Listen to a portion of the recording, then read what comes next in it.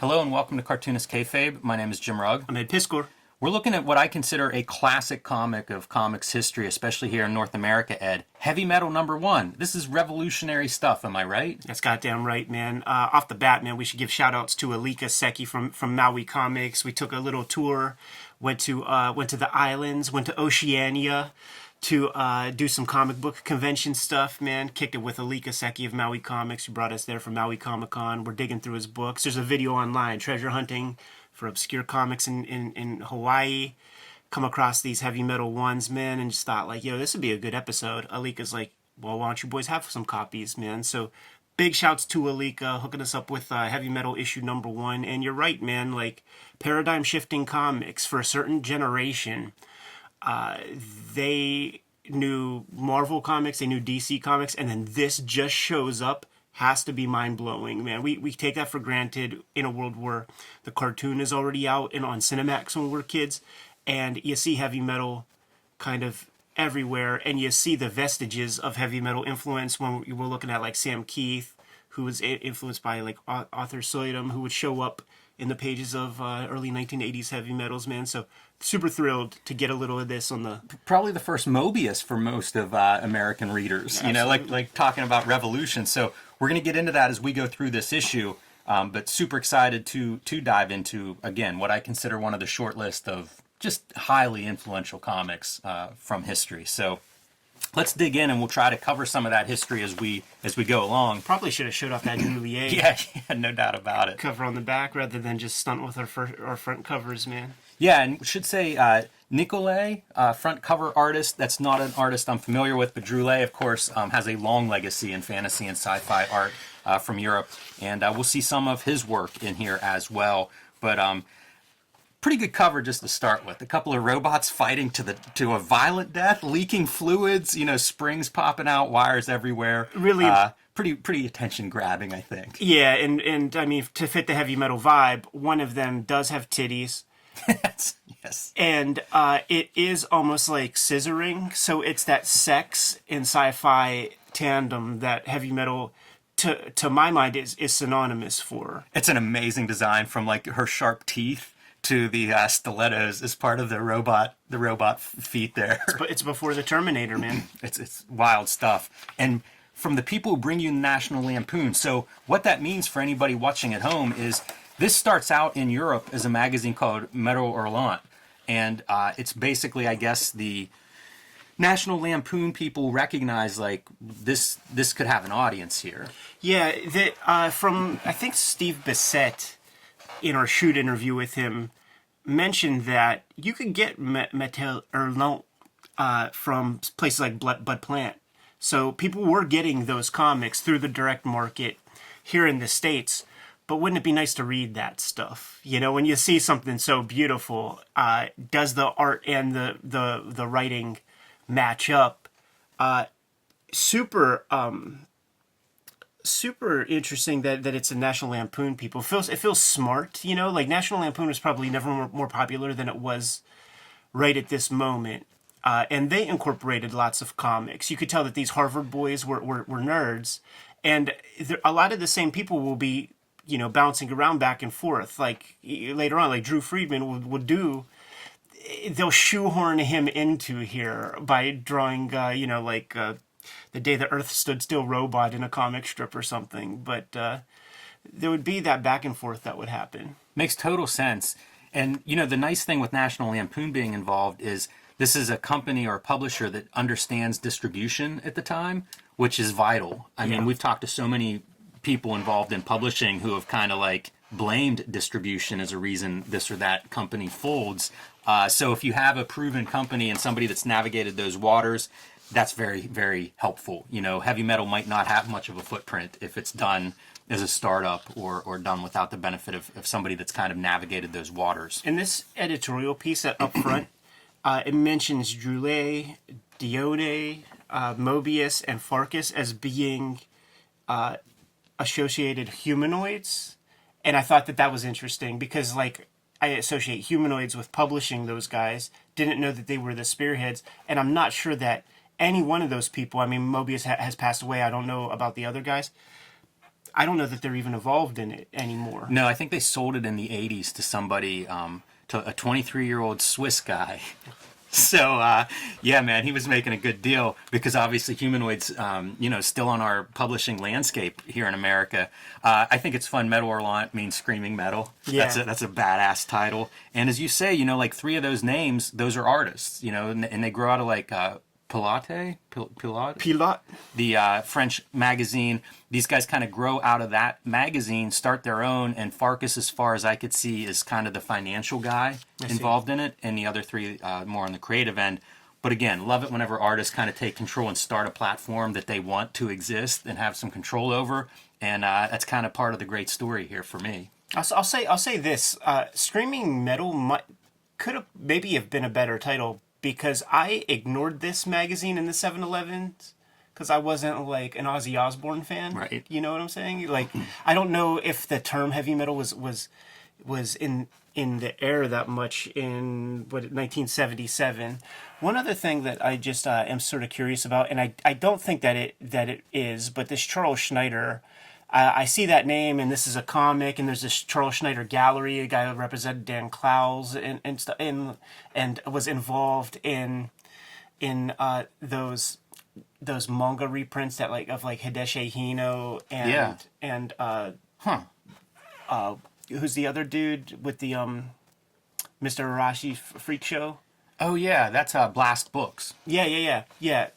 And he's like. I don't know that that's the same guy, but it's a heck of a coincidence just because this is a comic. But I think it would be pretty early. I don't know that Charles Schneider guy, but if he's a peer of Dan Clowes, he's not a high schooler in charge of the VP of finance of this publishing empire. Yeah, that's interesting. I always look at those names as well and try to figure out what they go on to do, and sometimes you'll see them popping up. That Charles Schneider's kind of I don't know, I haven't seen that name elsewhere. It's hard to imagine there's 2 of them running around comics, but it's possible. So, diving in, the very first story here is Den by the great Richard Corben, the late Richard Corben, and kind of a smart, in hindsight, I feel like this is a great story to lead off your heavy metal launch with. Some of these artists in here I think are better known than others. Some have longer careers than others. No regrets on putting Richard Corben front and center. I guess his trajectory is the undergrounds, comics like Skull, Fantagore, like his own imprints and stuff. And then he does the Warren books, Creepy, Eerie, the occasional Rook or 1984 or whatever. So he's known, within the underground space and things like that. But I don't know that he's really known for things of a science fiction bend. And I say that because we're going to see an ad a little bit later with a bunch of names on it, and his name's on that list, and it's fantasy oriented stuff, sci-fi oriented stuff. And I wonder if there's a missing link between Creepy Eerie and then his heavy metal tenure. I wonder if the guys at the Lampoon are just fans of Richard Corben and are like, you know what, man, you look good on that slick paper. This paper is the reason why I love that Dark Horse reprint of the Corben stuff, because it's on that kind of clay, thickish, glossy paper, and he looks good on this kind of surface with this kind of color. Yeah, I wonder if he was published in the original Metal Orlants. Yeah. Because he certainly has such a strong presence in Europe, so it wouldn't surprise me. Like, I don't know where Europeans were getting his art in the 70s, but it's possible that he has those ties that precede heavy metal. Just think about this stuff, man. He's able to do his wood shedding and stuff on those cheap Warren mags. So now it's like this is the big time, man. It's like he knows it because it feels like he's putting his all into it. But when I do see this shit, man, I do think of our David Cho conversation where he's like, Richard Corben's art is horny to me. It's the best description. And then when you see this, it's like, I get it. Yeah, 100%. This is just beautiful, by the way. Like, it's so simple. There's no holding line. There's a little bit of off registration on your sun to give it a dark edge.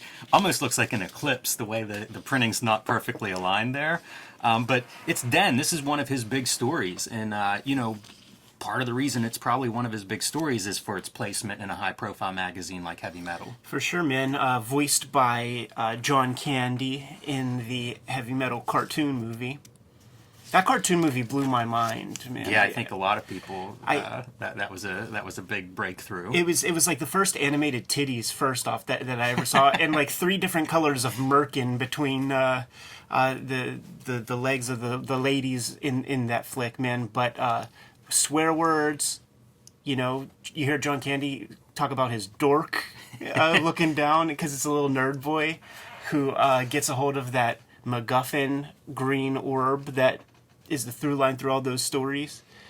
All of these comics, like, first off, this Heavy Metal magazine reads like any Heavy Metal magazine. That's true.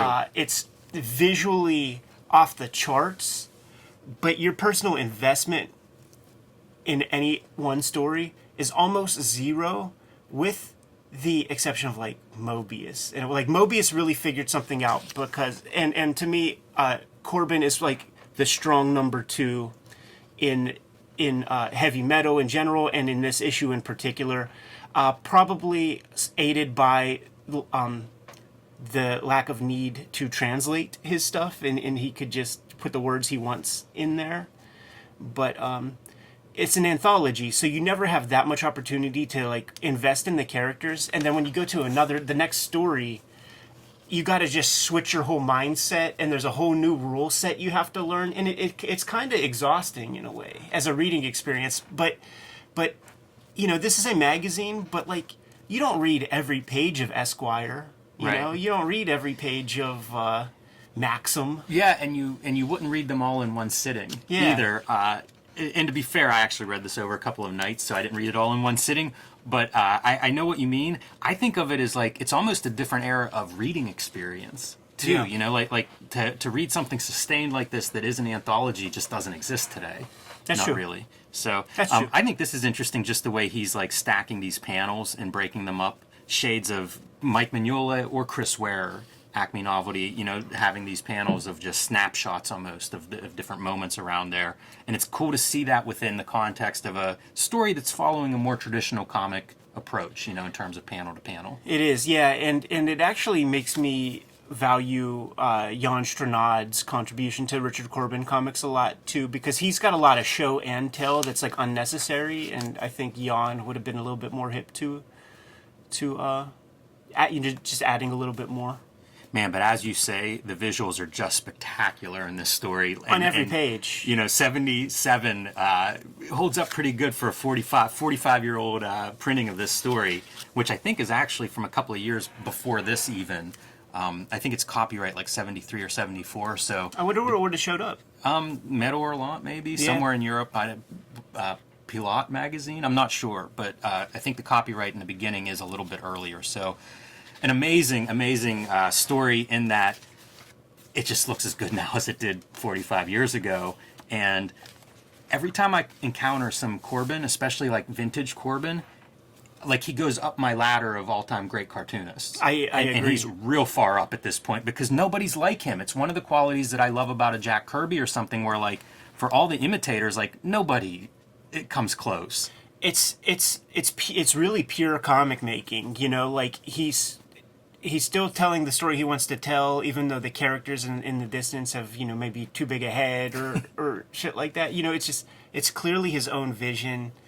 You know, panel to panel, you never know what you're going to get with that guy. Like, you know, he uses photo reference on one panel and then just like doesn't on the other, and it's done way quicker with weirder lighting. But as a whole, you can't do much better, man. Yeah, exactly. Think of world building, and it's like this is a guy who is an architect of worlds. Yeah. We interrupt this video to pay some bills. Ed Piskor's Red Room. Do you like graphic violence, outlaw artwork? How do you feel about murder on the dark web for fun and profit? There are now several ways to pick up Ed Piskor's Red Room, starting with The Antisocial Network, a graphic novel available wherever books are sold that collects the first 4 issues of Red Room in this handsome volume, along with some great back matter like a first draft, in drawing form no less. Very awesome. Notes from the creator like a director's commentary. There's also new monthly Red Room comics starting up coming March 9th, Trigger Warnings, the next series of Red Room comics, all self-contained, by the way, so like series of short stories. Starting March 9th, this will be the cover to look for in your local comic shop. By the way, due to ransomware attacks on the distributor, this may be the lowest print run of any Red Room title, so pick this up as soon as you see it. These are the variants. Peach Momoko returns to do a Red Room variant for Trigger Warnings. This is my variant based on the Robert Crumb Zap comics. And this is Ed's variant, more along the lines of a traditional book cover design. Again, those will be in comic shops March 9th. Pick those up as soon as you see them. If you can't wait until March 9th, you can follow Red Room on Ed's Patreon and read them early as he's finishing them, posts new pages every Tuesday. And they are currently in the middle of Trigger Warnings on the Patreon, and that's patreon.com/edpiscor. Links that you can find below this video. Pick up Red Room anywhere you buy comics. The perfect gift for yourself or the horror fan in your life. My next project, Hulk Grand Design, will be hitting stores March 16th.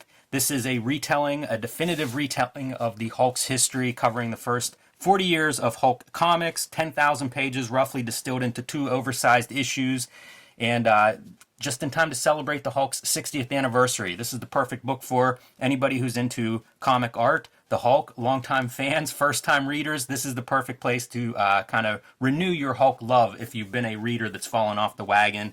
And I need your help with this. I'm asking everybody who's watching Kayfabe to tell their local comic shops to pre-order Hulk Grand Design Monster for March 16th. That's 3/16. It'll be in stores everywhere. But you need to order that now if you want your store to stock up on Hulk Grand Design. You know what I was thinking, Jimmy? We've Kayfabe affected so much stuff out in the comic book universe.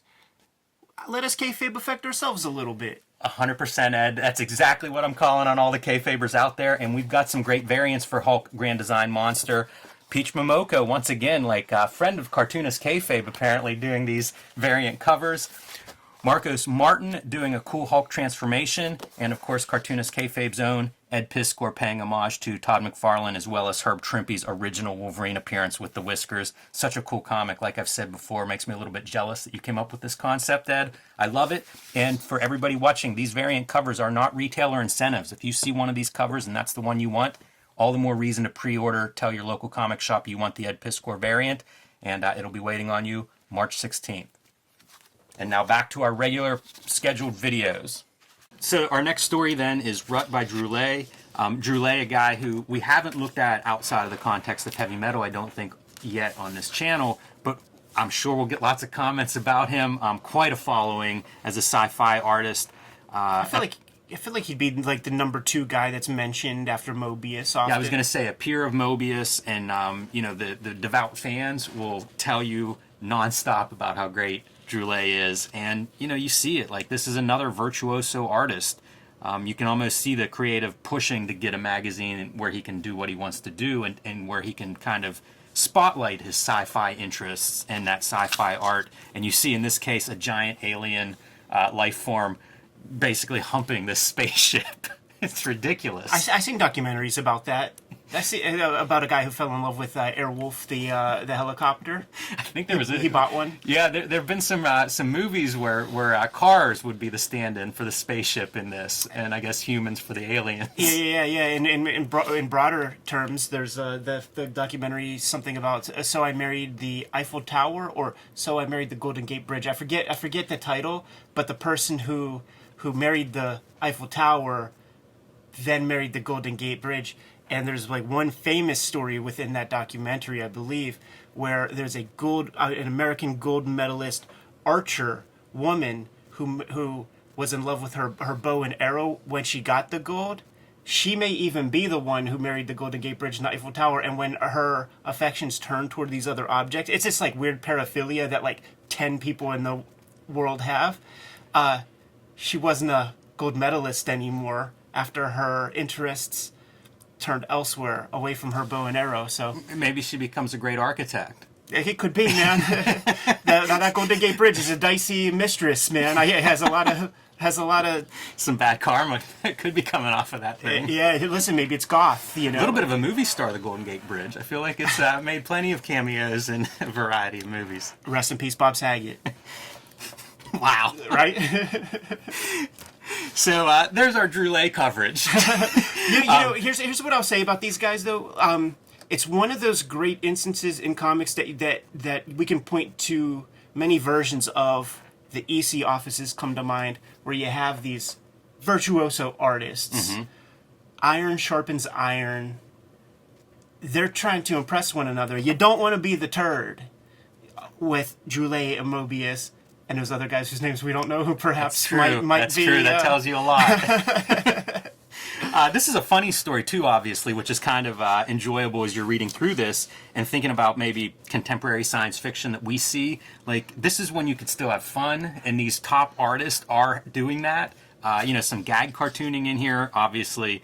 A little bit of humor is clear, so... Does it end with a little buggery? Is that what we're doing? Like, it's like one of these little specimens is, like, going up the gooch? Oh, yeah, that's exactly what he fired off. These are, this is your sperm is coming into the ship, and that's what he's fighting back. Yeah, and then the end is that it, like, bloop, it goes in the butthole, right? Yeah, uh-oh.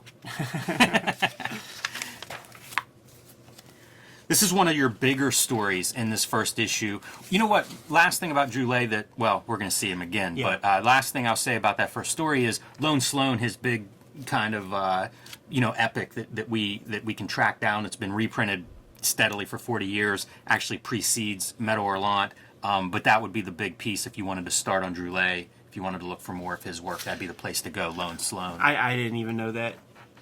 I have some, and I don't know if it came from Kayfabe sending it in the mail or if it's something I picked up somewhere, but like it's beautiful oversized color volumes. Like it is spectacular art. I can see why you fall in love with them. Wally Woodish title lettering right there. Definitely. Even a little bit of Wally Woodish kind of lighting and some of this stuff. Like this art is so immersive. Like that's the other thing with each of these stories is these cartoonists are creating their whole world, like so nothing looks like any other story in a lot of ways.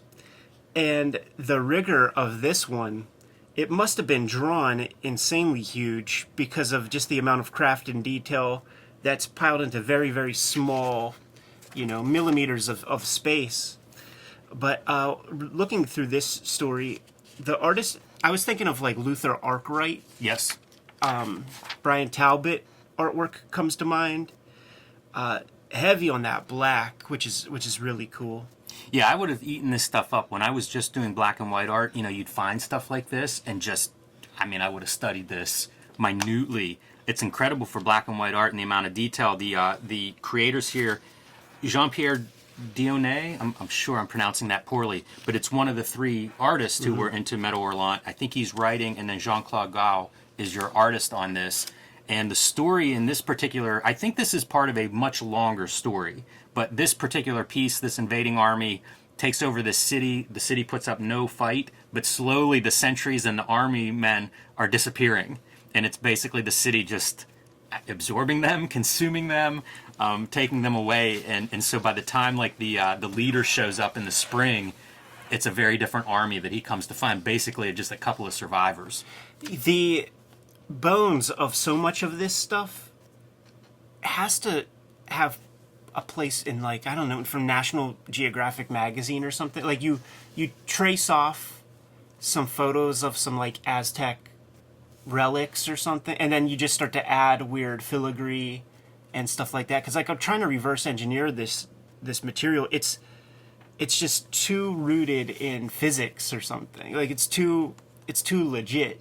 Yeah, it's stunning. Like these levels of architecture, just beautiful. The stairs, and as you come down and you're reading your comic panels down through those levels, it's beautiful comics making. They're trying to blow each other's minds. They are. I mean, look at this page. Spectacular, unbelievable.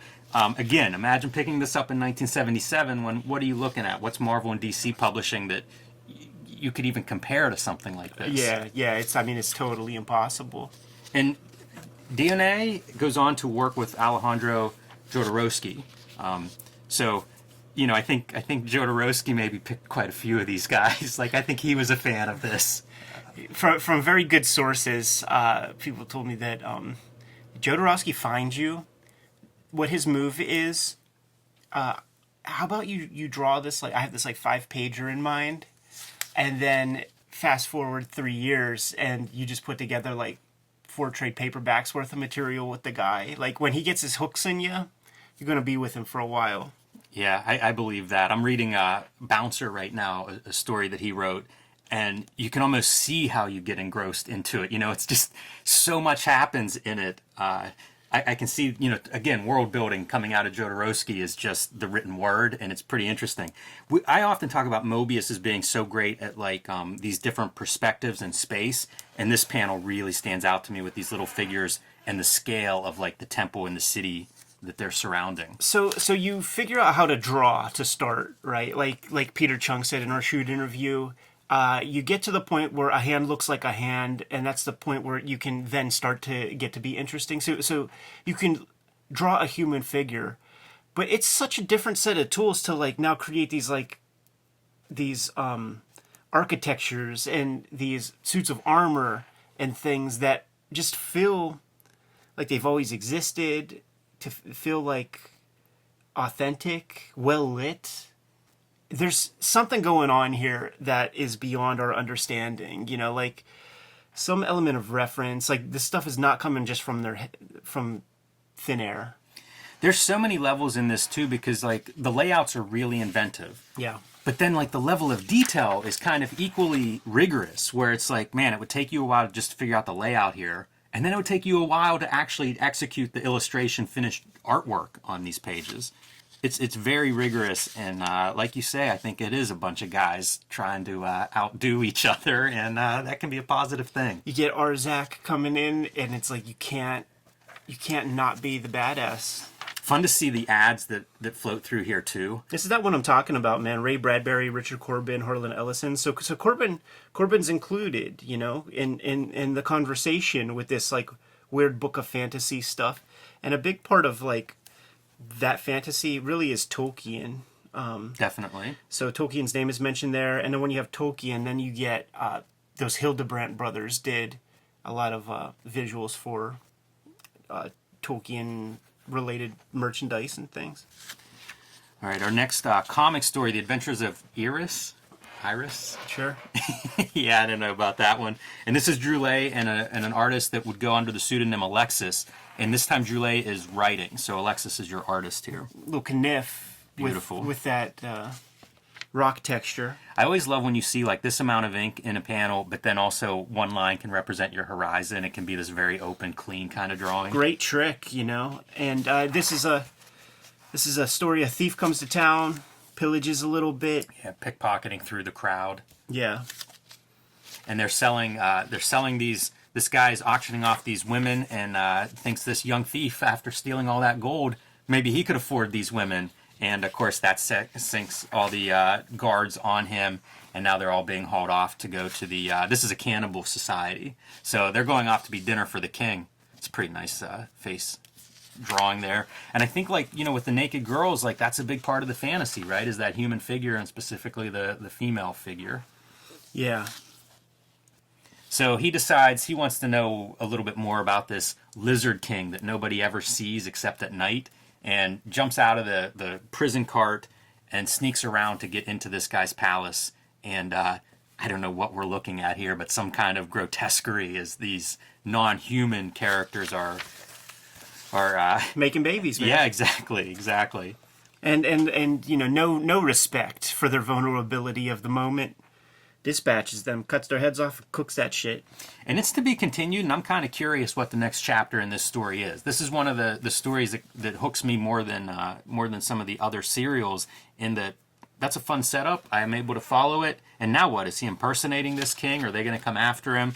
And what's the deal with like a lizard monarch here? You know, we've read several of these things, and very few of them really have connected with me. I mean, it's really the Moebius that's everything to me, and it makes me really understand what George Lucas did with Star Wars, you know. And we are like, with a bunch of the guests that we've had on the show over the summer and winter and stuff, a lot of visually based comics, which feels like that should be a redundant term, but it's just not in our modern day, comics culture. Stories that lean heavy on the artist's contribution to the narrative and everything.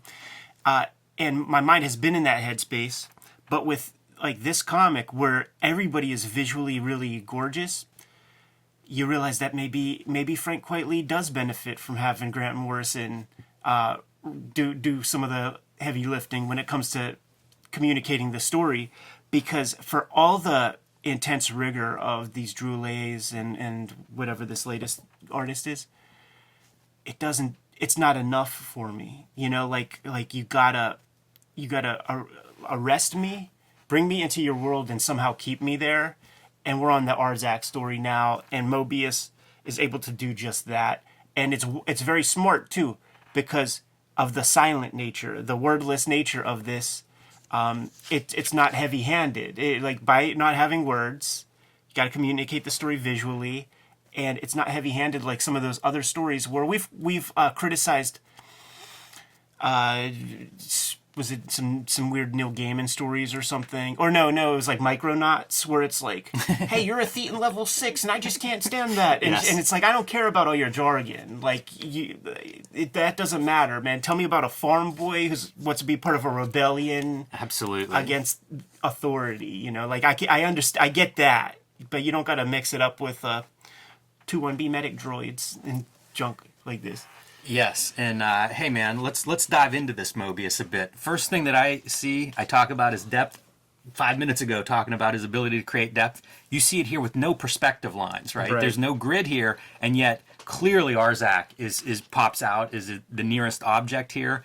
And this is color theory 101. We've got a dark blue background, orange in our middle ground, and a light blue background in front of that orange to really pop it off the page. But man, it's good in line art and color right from the get-go. And to be able to do that with these kind of like fantastic shapes, to me, is impressive, because a lot of that stuff, you talk about something that can be done poorly. When you see the line work looks off register at times, it makes me wonder if he's coloring on the boards. Like if you see this thing and it's like a fully painted thing. Yeah, it makes me curious. If this is original art, like if that is all on one piece, man, I'd love to see what that looks like in person. I was at Angoulême and got to see a couple pieces of Moebius art, and it's as enrapturing as you can imagine. Doesn't draw, like, I can't speak to this, I never saw this, but a lot of his stuff, the Airtight Garage stuff, doesn't draw much, but he doesn't draw 11 by 17 to be shrunk down. It's smaller. Wow. Yeah. Wow. It's so mind-blowing. Like, I remember getting maybe a Marvel reprint or something of Moebius whenever I was very new to comics and trying to sort things out, and it just doesn't make sense. Like the way he draws, it's just different than everybody else. We see two major pieces of like the Ninja Turtles guys in this issue so far, like, and we'll see the triple threat when we get to Vaughn Bode, but it's like Richard Corben, Moebius, Vaughn Bode, like, go into that stew, and that's an influence that so many dudes were up on. Like when you see this kind of face and things. Do you think Jim Woodring was into this stuff? Looks like it now that you say it, right? Like, just some of the parallel lines and the way like he creates like a building like that. Man, I see some similarities there. Yeah. This is such a cool page layout too, I think. I mean, as a directional device, as we're coming down from that top tier and you get Arzach in the middle, like it's sort of perfect. And there's just like little drawing things. Like, you got the lasso, but don't let, you got to bring that beak down beyond the lasso. Yeah. And just those little touches are very considerate. And the lasso behind the guy, it's really well done. There's no confusion over what's happening in this wordless comic. Very easy to follow, and great life, almost every chance that he gets, including the idea of like the physics, right? It's being drugged behind, where it's not straight below. You can see that, like, oh, they're moving at a quick pace. And I love this dinosaur monster skeleton, whatever this thing is. It's ridiculous because it feels real. Like he was doing a still life of a fucking pterodactyl or something. When you read about perspective, they talk about, there's all these different ways to show perspective, and one is overlapping objects. It's like, this is perspective 101 right here. Yeah. Yeah, and it's a great frame. He's just an exceptional artist. This is also a fun story that feels heavy metal to me because, like, one, there's a bunch of fantasy elements, but the other part is he flew by a window of a naked woman, so we're going to go back and check that out. Yeah. That's the motivation of our character here. And kind of like that Druillet story earlier, she turns around and the EC-like reveal, the O. Henry ending, not the woman he was hoping to pick up. And then he's just like, later for you, baby. You Yes. just catfished me with them titties in the window, man. You catfished me. I'm out of here. Yeah, wow.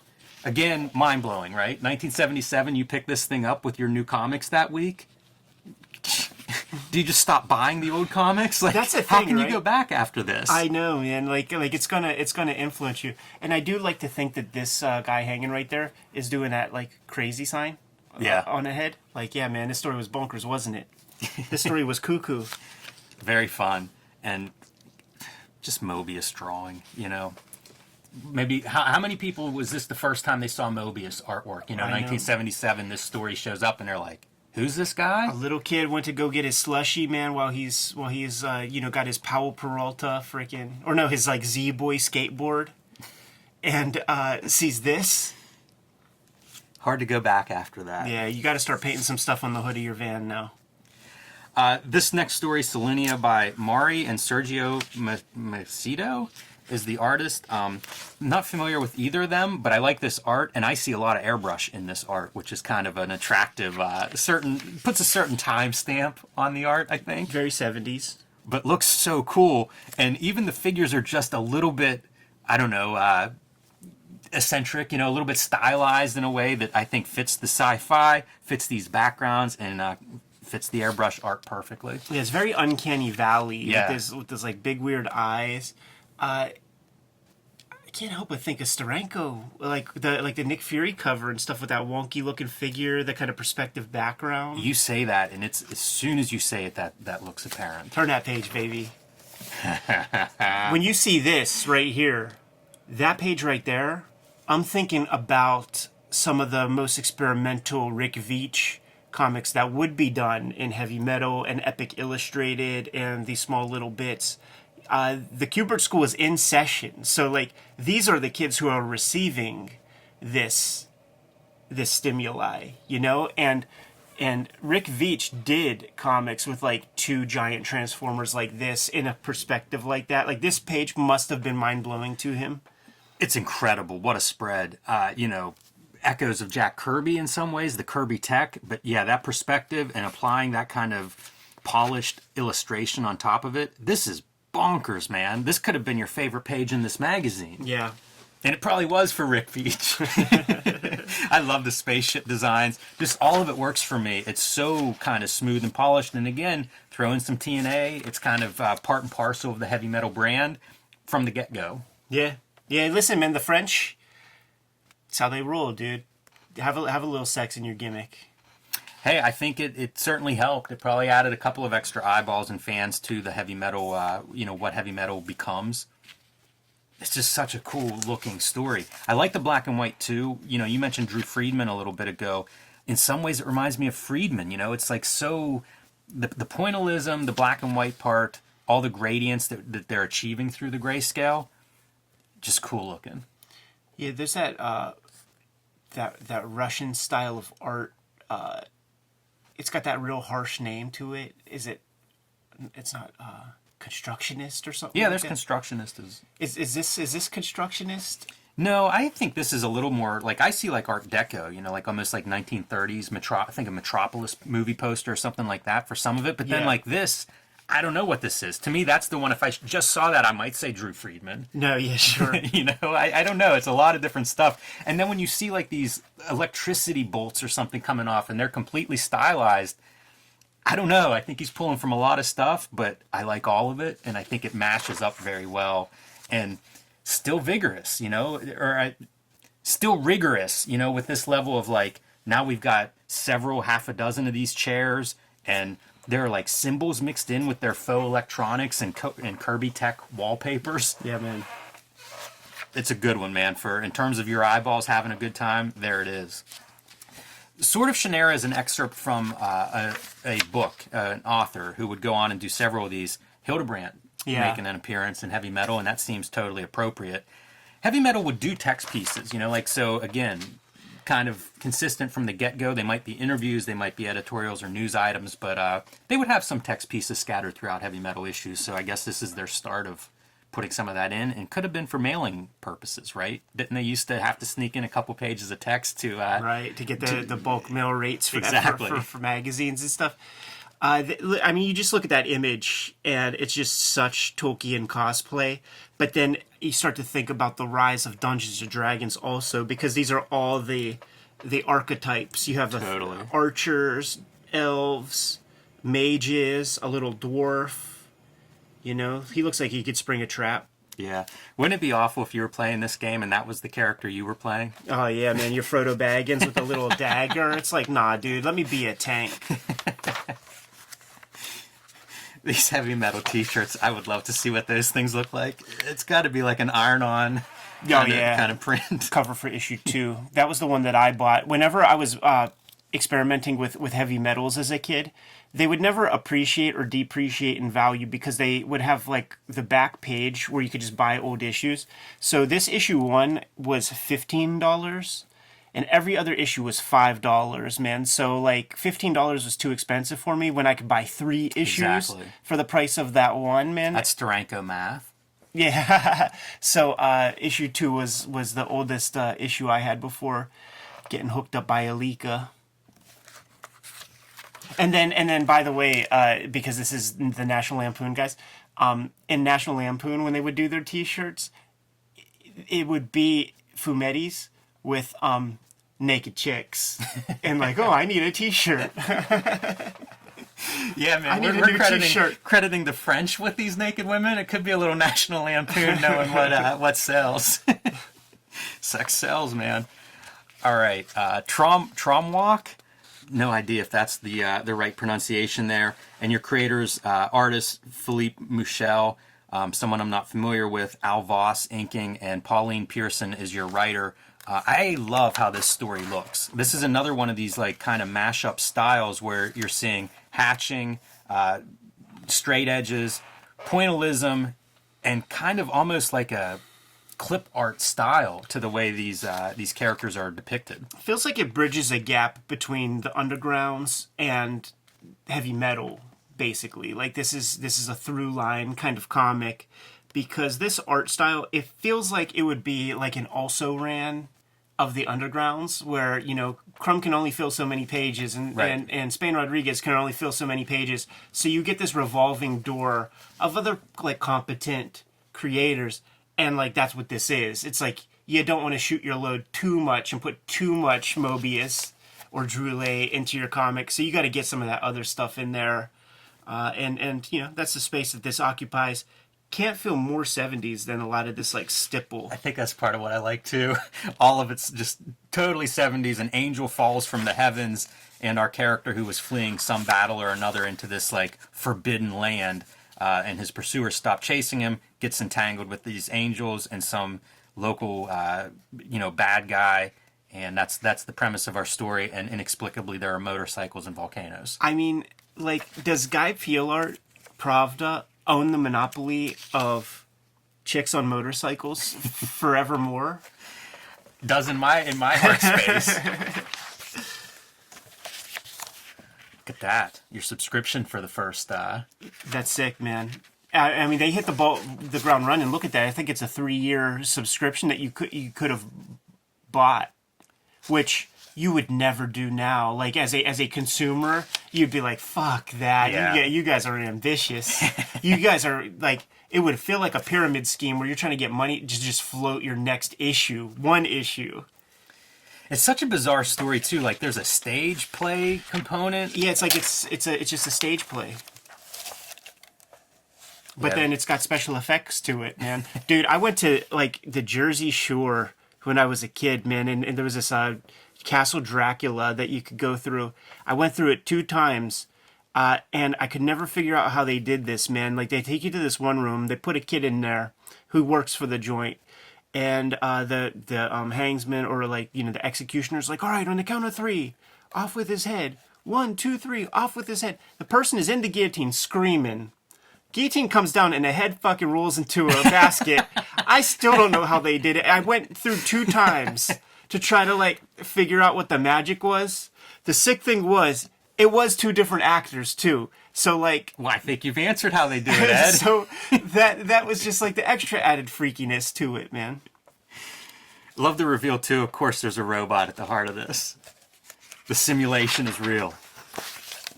Very phallic right there. Yeah, I'll say. Wow. But see, it's hermaphroditic because there's also a hole. There's an orifice and a phallus. Oh, I get it. Another Pravda perspective. A little Michelangelo reference. It's all over the place. Would that be in the swipe file in... Comics Journal, man. Dragging heavy metal across the coals. Space Punks by Jean-Claude Mézère. I'm so bad at these names. You're the one flipping horrendous. the pages, and there's a reason. Here's what we would know this artist from is Valerian and Laureline. Worked on the Fifth Element film. So, With you know, Moebius. you can kind of see that. Like, with that in mind, you can almost see how this is a guy that goes into that world and that universe. Yeah, Valerian mentioned by Howard Chaykin in some of our shoot interviews as being a big Gil Kane favorite. Those old timers, they were hip, like the all stars of '70s American comics. Your Joe Kuberts, your Gil Kanes, they were hip to Metal Hurlant. You know, they were being taken to conventions in countries that actually cared about comics, and you could find those videos with Moebius drawing with Neil Adams and Joe Kubert together on the same giant whiteboard or piece of paper. Yeah, this guy I find interesting because he has like a comedic flair to his, you know, like to his art, but then also the sci-fi is all there. Like it's amazing drawing. You know, some of these perspectives and backgrounds and many characters walking along. It's good stuff. I enjoy looking at this guy's stuff, and I assume he's coloring it himself, which I also think looks really strong. It's very cool seeing like all these guys. Like Druillet has it a lot. Moebius is the guy who could slough it off the most, but there is a kind of a house style of French comics. Like all you have to do is go to Angoulême and go through enough albums where you see this kind of like flick of the Hunt 102 kind of thing. It's just like this flicky curved line that I associate with like a house style of French comics. And Druillet has it, this guy has it, but seeing it employed in this fashion creates something new, you know? It's amazing to see these kinds of very science fiction like ships, but then with like almost a napalm backdrop. Yeah, man. Carpet bombing. Yeah. I also, this calls to mind some like Rogue Trooper or something from 2000 AD, and you know, that dystopian setting. Yeah, it's a lot of imagery for, again, 1977. Like, you know, that stuff I don't think was oversaturated at that point. Like, pretty interesting story here for a short story in the middle of heavy metal. This 1996 by Chantal Montier, first female editorial cartoonist in France. At least that's how she's kind of credited online. There's a couple of one-pagers of this 1996 thing. I always find it entertaining whenever something's set 20 years in the future when this is made. Now we're looking at it almost 20 years in the past. Think about that fucking futuristic comic 2000 AD. Yeah, exactly. Something tells me that they didn't think that magazine would last very long. That all said, like, there's some disturbing stuff in here that is like, oh yeah, I guess we've always been on the precipice of, you know, social collapse or something, mental breakdown of our citizens. I could imagine that piece being in Raw. Yeah, definitely. This is a continuation of that novel excerpt from earlier. This is a nice looking piece.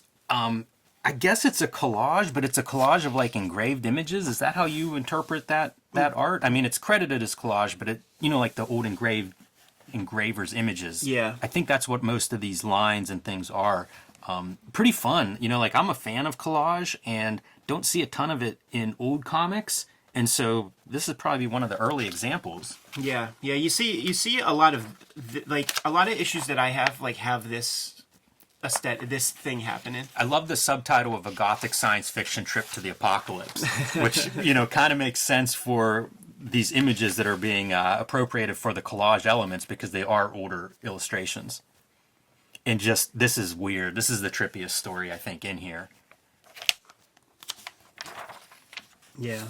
Gives a nice flavor, though, to what you might find in a heavy metal. Like, this definitely feels like it's pushing in a certain direction that's different than what we've seen, even though thematically it's still science fiction and fantasy elements and it's a real piece interesting graphics. Yeah, it's a real piece of alchemy, man, because you think about 77, like, how has xerography advanced at that point in time? Like, what did you need? Was it still photostats? And then, That's a good point. And then you got to have your reduction wheel at the ready while you're trying to construct these different compositions. Like, it's a very complicated matter. I never even considered that. Like, this could literally be somebody cutting up, like, their morgue files to make these collages. Yeah, it could be, because you could see fill-in artwork, like, around the edges of stuff. So, you clip out your guy, it's not so clean, and now you got to try to match up the background. And That's the secret of making this stuff, Ed. The little bit of kayfabe of, like, yeah, fill in this spot that we don't have, but I want these two elements together. You got to bridge it with your hand. That's a good point. I never even thought of that while going through it.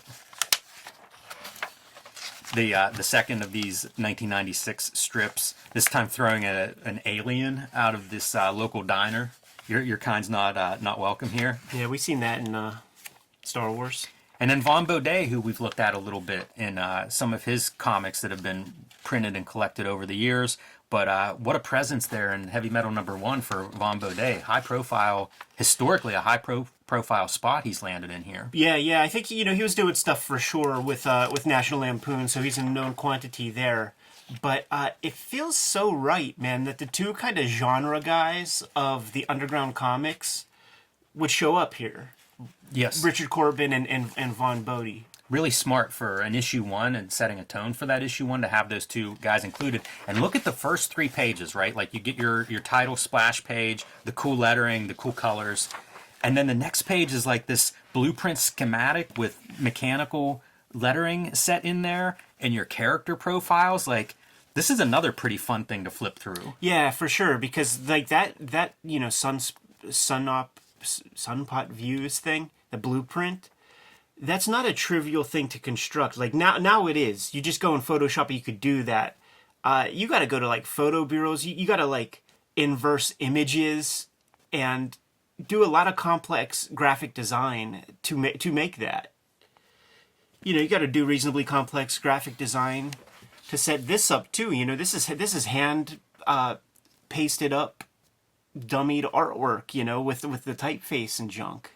And this is markers, right? Like, this is marker art, early marker art for publication, I think. Going through this this Vaughn Bode stuff, like we did Cheech Wizard before, it really inspires. Like, when I go through these comics, I'm inspired to make comics without worrying about like perspective. Like, never tape down a page, like never tape it down. Just put your pencil to paper and just make stuff. Like, fudge your perspectives, because none of that's important. And be whimsical. I think these pages, they remind me almost of like if we were in a movie and there's a comic that's appearing, this would be kind of what it would look like, It's so unique to Bode. And separate from, think of what we've looked at. We're nearing the end of this issue. We've seen a bunch of science fiction comic art, and I feel like here's a fresh way to approach that. Book ended by the Americans, which I think, I think it's a choice. Yeah, I would say so. I wonder what the logic is to that.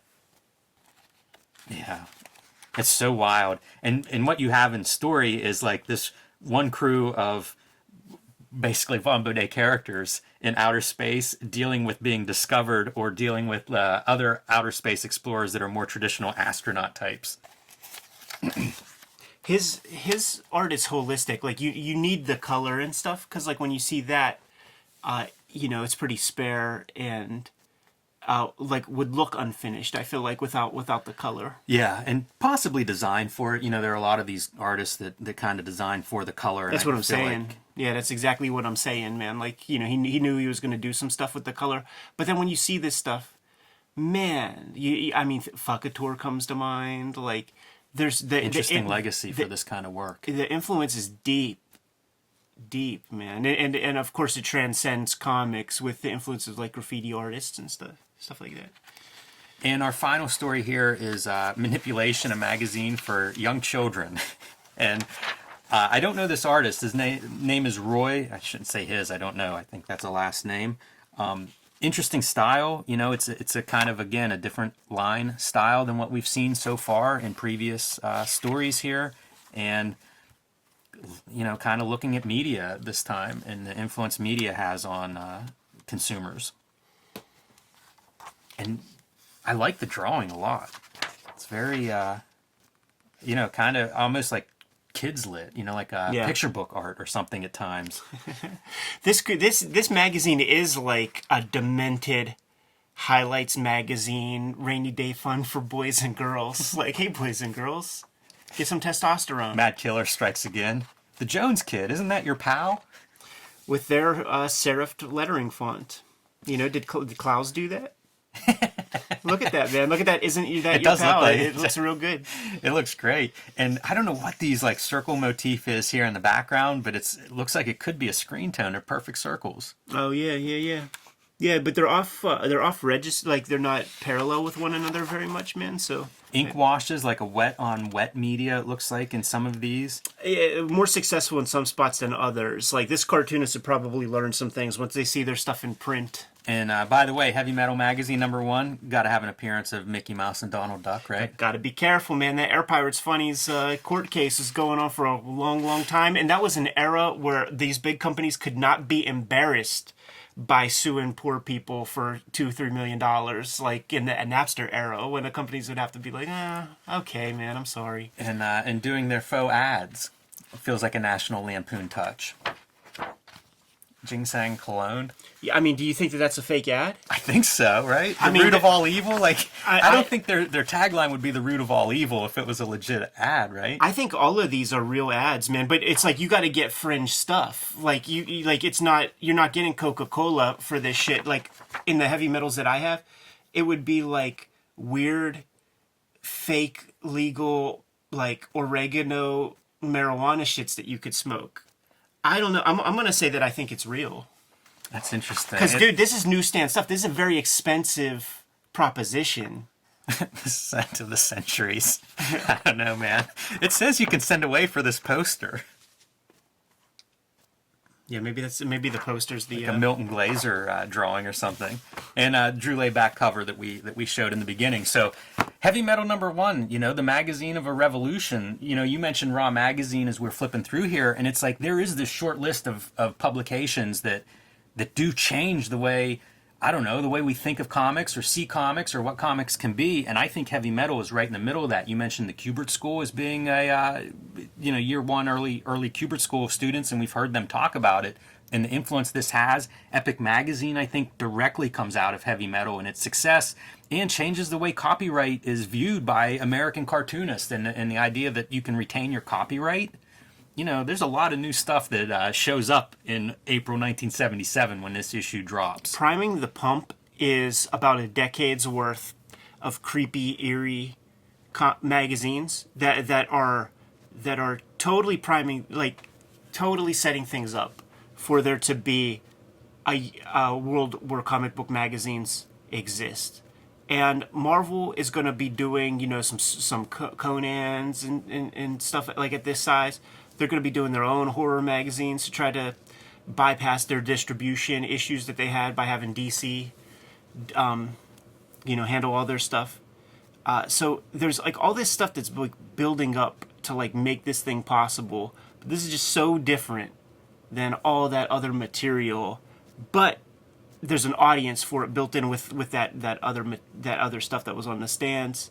The craft of this just far exceeds that other shit. Like, I think that these guys, they were never expected to do like a monthly thing with this kind of shit. It's like you do your one album once a year, every couple of years. People want it to be rigorous. Getting to know Jeff Darrow, he just describes that like there's a certain amount of like words that have to be on a page in a French comic. Like they're very specific about their comic book interest. You go to France and you got to get your drawing chops ready because the fans expect a double page spread illustration, dedicace in the inside covers of the books they buy from you. You know, it's a whole symbiotic relationship out there, and they want good stuff. You know, they're bourgeois about their comics. Hey, I think that's had a very positive effect on comics as a whole, and you know, has certainly influenced the direction of American comics over the last several decades. So, Yeah, not bad. Kudos.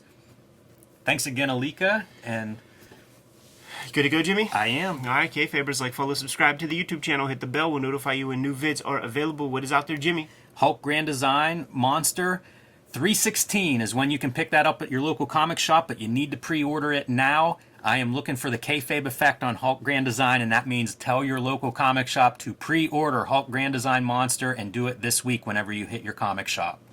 Let's get the gravy train rolling when it comes to the Kayfabe effect and keep it going with Red Room comics, man. Shit, if there are 250,000 Red Room comics out in the universe right now, there definitely better be 6 figures worth of Hulk Grand Designs out there in the universe, and I can't wait to see them. But Red Room, trigger warnings, the second season of Red Room Comics is going to be coming out in March. Every issue completely self-contained. Trigger warnings is the name of this next round of comics. You go on Amazon, you type in my name, you're going to get my whole bibliography of comics work. I appreciate everybody who's been supporting the projects over these past couple of years. You could get to our link trees in the description below this video, where you could also get to our Patreons. Like, I'm serializing this next round of Red Room Comics there before it hits paper. What else do we have, Jim? You can subscribe to the Cartoonist Kayfabe e-newsletter at the links below this video. You can also find Cartoonist Kayfabe t-shirts and merchandise at the links below this video. And I got one more thing here for the Cartoonist Kayfabe community out there. Post your heavy metal memories under this video. Where did you start reading heavy metal? What stories are your all-time favorites from heavy metal? Because it's a cool magazine, and it's been running for, 45 years now. So I'm curious to see like where people dip in and out of this series and what they recommend. Good call, man. Jimmy, give them the marching orders. We'll be on our way. Read more comics.